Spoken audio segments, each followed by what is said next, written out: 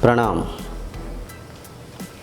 भगवान एक है, परंतु उस एक भगवान को हम कई सारा रंग रूप नाम देकर उन नामों में, उन रंगों में, उन मूर्ति प्रतिमाओं में खोकर भगवत सत्ता को भूलते हुए भगवान को अनेक रूप दे रखे हैं।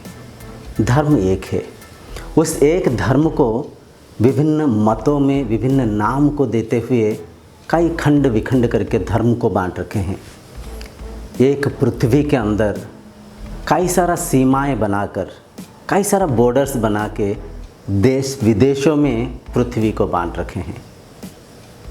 भाषा एक है, भाषा भावनाओं को व्यक्त करने का एक माध्यम है, शब्दकोश है। उस भाषा को मेरा तेरा में कहते हुए कई सारा भाषाएं बना रखे हैं। लिपि क्या है? भावनाओं को संग्रहित करके रखने का एक माध्यम है। लिपि को भी कई सारा हम बनाते हुए मेरा तेरा में बांट रखे हैं। पृथ्वी को, जल को, वायु को सीमाएं बनाते हुए मेरा तेरा के भेदभाव में हम बांट रखे हैं। इससे कई सारा भेदभाव करते हुए अपना पूर्णता को हम नहीं देख पाते हैं। पूर्णमदं पूर्णमिदं पूर्णात् पूर्णस्य मुदच्यते पूर्णस्य पूर्णमादाय पूर्णमेवावशिष्यते। कहने का तात्पर्य, पूर्ण से अगर कुछ निकाल दिया जाए वो पूर्ण ही रहेगा, पूर्णता में कुछ मिला भी दिया जाए वो पूर्णता ही रहेगा। पूर्ण ना घटेगा, पूर्ण ना कटेगा, ना हटेगा। पूर्णता को हम देख नहीं पाते। रंग रूपों में हम खोए हुए उस शक्ति को, सत्य को, उस सत्ता को नहीं जान पाते। हम सब एक ही आत्मशक्ति से परिचालन हो रहे, इस सत्य को हम पहचान नहीं पाते।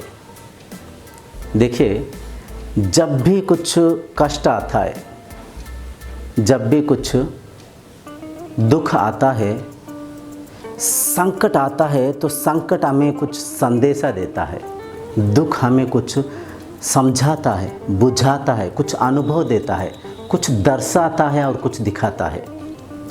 वैसे ही ये जो कोरोना महामारी हमें क्या समझा रहा है? कोरोना से हम क्या समझ पाएंगे? कोरोना बहुत कुछ समझा रहा है।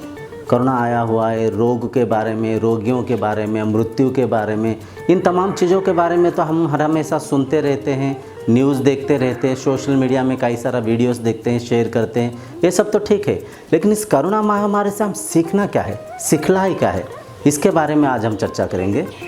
ध्यान से सुनिए। कई सारा टाइम पास हम करते रहते हैं, कई सारा टाइम पास वीडियोस टिकटॉक्स वगैरह देखते रहते हैं। इसे भी टाइम पास ही सोच के देखिए, क्या पता इस टाइम पास में आपको कुछ ऐसे चीज़ सुनने को, समझने को मिले, मौका मिले जो कि आपका जीवन परिवर्तन कर देगा। आइए, कोरोना महामारी हमें क्या समझा रहा है, इसके बारे में हम चर्चा करेंगे।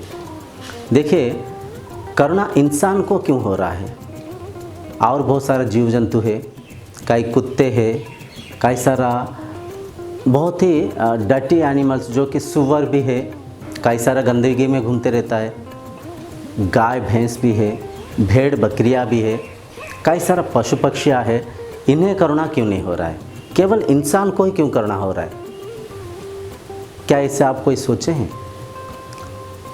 और दूसरी बात, इंसान को भी जो कोरोना होता है, कुछ शरीर बचता है, कुछ शरीर अंत हो जाता है।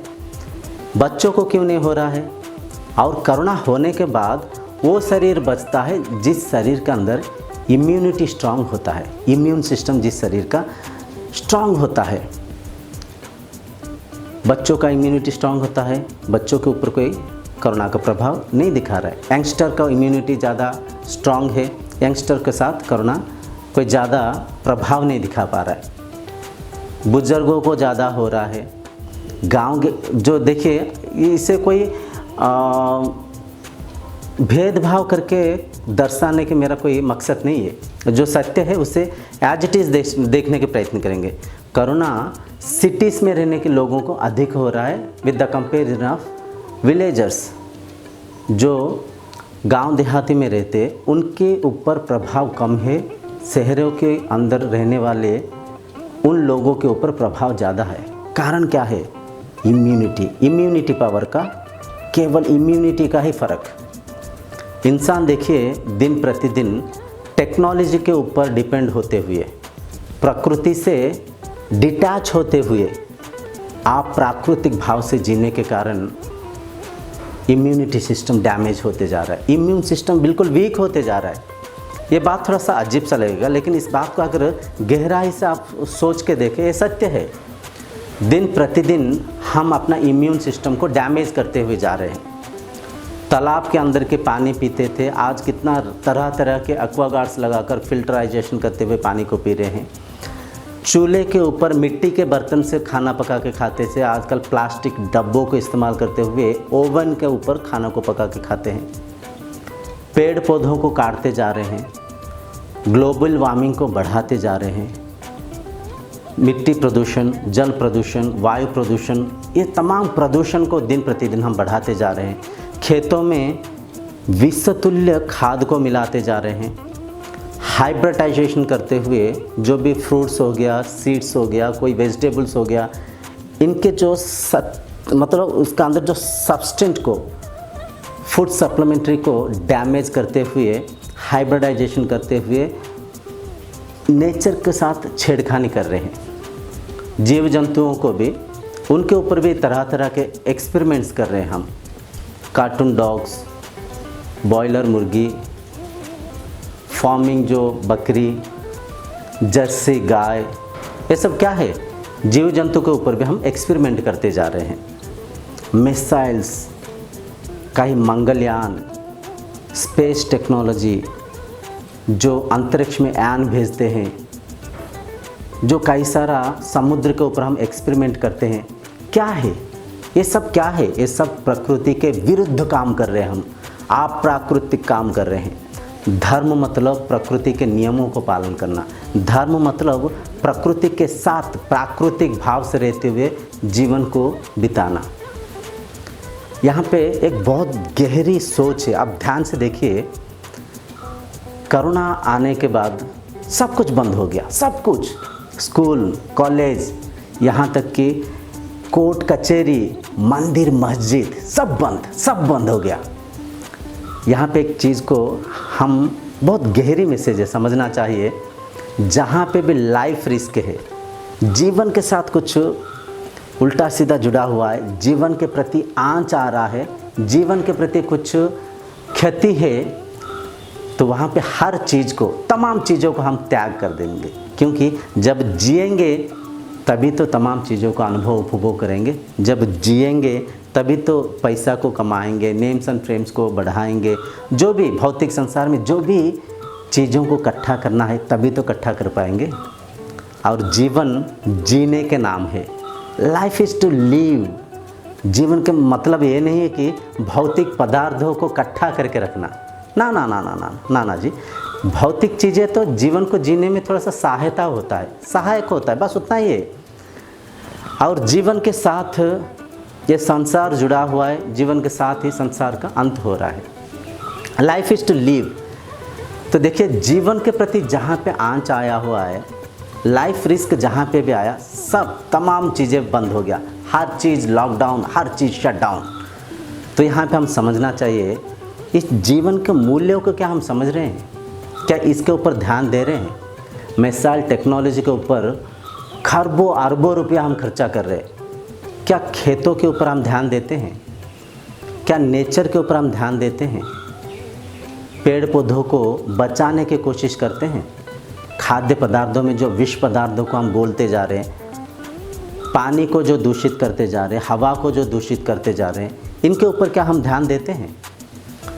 देखिए, जितना भी मेट्रोपॉलिटन सिटीज़ है, अपना भारत के बाद हम चर्चा करेंगे, बाकी देशों के बारे में छोड़िए, जितना भी मेट्रोपॉलिटन सिटीज़ है, तमाम सिटियाँ अभी बिल्कुल डेंजर जोन में है। हर जगह प्रदूषण ही प्रदूषण है।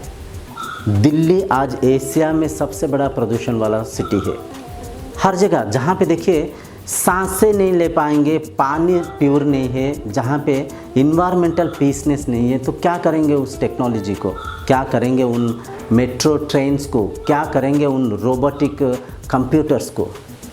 तो सबसे पहले हमें ध्यान देना चाहिए, जीवन के मूल्यों को समझना चाहिए, जीवन के तथ्यों को समझना चाहिए, इसे सुधारने के प्रयत्न करना चाहिए। जब भी कभी दुखी आता है, हम दुख को, प्रॉब्लम को प्रॉब्लमेटिकली देखते हैं, प्रॉब्लम को सॉल्यूशन ओरिएंटेड होकर नहीं देखते, प्रॉब्लम के अंदर निहित उसका प्रॉब्लम को सॉल्यूशन को नहीं देख पाते। प्रॉब्लम जब भी आता है हमें कुछ समझाता है, कुछ बुझाता है, कुछ दर्शाता है, कुछ दिखाता है। इस संसार में कोई भी चीज़ों की, संसाधनों की कमी नहीं है। संसाधनों को संसार के कुछ स्वार्थी लोगों ने उनके कब्जा में ले रखे हैं, जिसके प्रतिफल स्वरूप संसाधनों की हनन पतन हो रहा है, मिस यूटिलाइजेशन हो रहा है। ये तमाम बातें मैं ये बोल रहा हूँ कि टेक्नोलॉजी ख़राब नहीं है, टेक्नोलॉजी के कारण समग्र विश्व आजकल जुड़ा हुआ है, लेकिन टेक्नोलॉजी को मिसयूज़ करना प्रकृति के विरुद्ध कार्य है। टेक्नोलॉजी को बढ़ावा देते देते हम नेचर के बारे में भी सोचना चाहिए, नेचर के साथ अटैच रहना चाहिए।